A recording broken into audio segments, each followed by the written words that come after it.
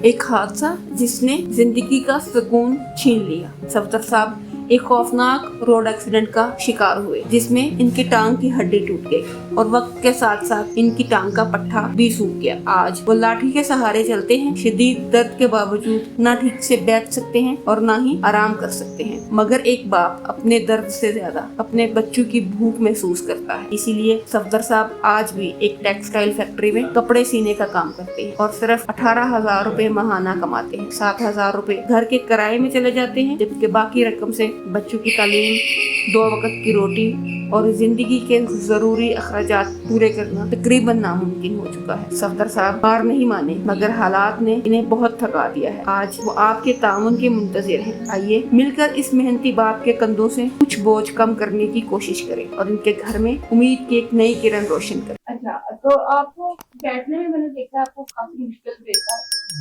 कैसे हुआ मतलब? वो स्कूल होता है ना, इतना बड़ा बेंच होता है, वहाँ टांग को साथ लगा के नहीं दर्द होती है, फिर बर्दाश्त करनी पड़ती है कि ना बर्दाश्त करके खड़ा हो जाता हूँ, फिर बैठ जाता हूँ। जैसे ये मुसलसल बैठ नहीं सकता। में ये काम कर नहीं जी, इधर बुटियाँ जो है उधर रास्ते लग जाता है काम। अच्छा, वो ये जो यूनिट है मुझे इसका नहीं थोड़ा मैं अंडरस्टैंड कर पा रही थी। ये यूनिट किस चीज का? होजरी क्या होती है? वो शर्टें बनती। अच्छा जी, ये आदमी के लिए होती है? ये लेडीज भी बनती हैं, वो होजरी की जो आदमी पहनते हैं बाहर जाता है कोट का। हाँ जी, धागे से कपड़ा बनता है, जैसे स्टाइल टेक्सटाइल है ना। हाँ। बड़ी कंपनी है, वो छोटा सा यूनिट। तो अगर वो आपको महाना ठहरा कर हाँ जी, वो पीस रेट पर काम कराते हैं ना, सैलरी सिस्टम नहीं है वहाँ। फीस का कितना? वो यही रेट होता है, तो काम का जैसे कि काम करते हैं 2.5 रुपया हो गया जी पर पीस। दर्जन का जो होता है वो 2.5 रुपये पड़ता है, 20 रुपये। रेंट 8,000 रुपया। कमाने वाली तरफ आप हैं, आप नहीं, बच्चे पढ़ते हैं, छोटे हैं, 2 बेटे, एक बेटा छोटा है, एक भाई निकला हुआ। अच्छा अंकल, मैंने देखा कि जो आदमी होता है ना, जो आदमी कमाने वाला होता है जी, तो जब वो बाप बन जाता है, उसके बच्चे होते हैं, तो वो जो अपनी सारी तकलीफ होती है ना, वो नहीं किसी को बता रहा, क्योंकि उसके आगे फैमिली होती है, बच्चे होते हैं, बिल्कुल।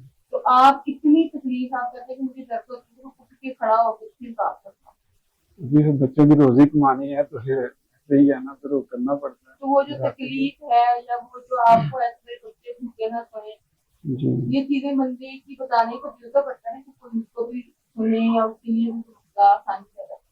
ऐसे में जब ब्रेन ज्यादा परेशान हो क्या करते? फिर वो दिल को यानी कि समझाना ही पड़ता है कि चलो गुजारा करना है, इसलिए अपने आप से ही समझाता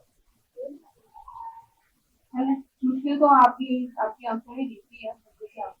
अगर आपका अपना कोई काम हो जाए तो क्या वो ज्यादा बेहतर है, ये जो आप कर रहे हैं ये? ये तो आर्जी तौर पे है ना, जब कुछ चारा ही नहीं है हमारे पास, कोई ऐसा थोड़ी नहीं है, अगर हो जाते तो घर में भी छोटा मोटा, अगर मेरे पास कोई थोड़ी नहीं होती तो मैं जरूर घर में बैठ के अपना चला लेता, तो चलो रोजगार बन जाए।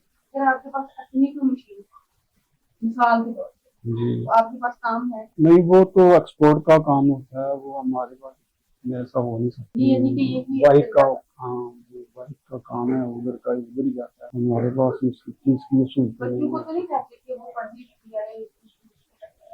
नहीं जी।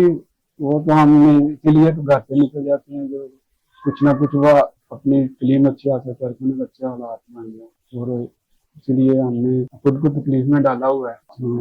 ये हादसा हुआ? ये मैंने उधर का काम करता था, तो लोड रिक्शा खरीदा और उसमें सोचा कि बच्चों के अखराजात पूरे नहीं हो रहे थे, जो सैलरी ले आता था मैं तीसरी तनख्वाह पे काम करता था ना, तो उसके लिए जब सोचा भी एक घर का निजाम मेरे साथ नहीं कोडिंग हो सकता, तो बच्चों की आगे बढ़ो तालीम ज्यादा देने के लिए मैंने वो सैलरी छोड़ दी तनख्वाह और मैंने वो रिक्शा खरीदा जी, और उसमें बैठा हुआ था, मामू का बेटा चला रहा था।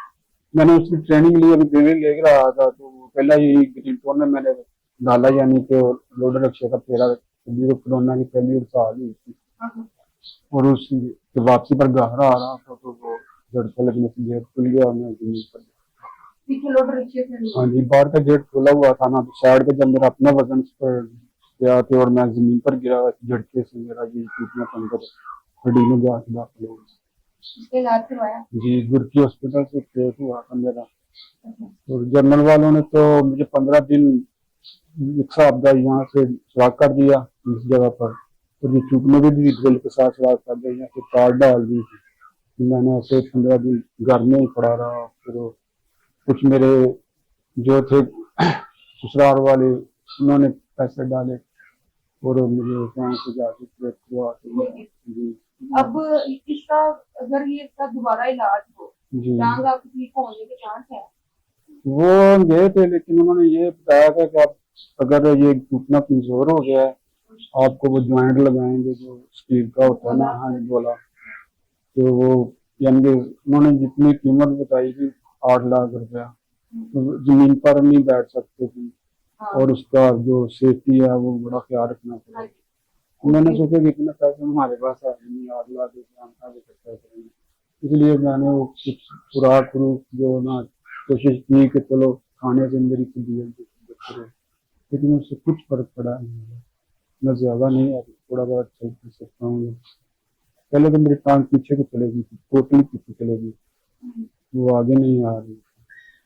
फिर आस्ता आस्ता उसको जो एक्सरसाइज उन्होंने मुझे बताई, मैंने उसके मुताबिक करनी शुरू कर दी। थोड़ा सा फर्क पड़ गया, छड़ी के साथ चलता हूँ। यही जी।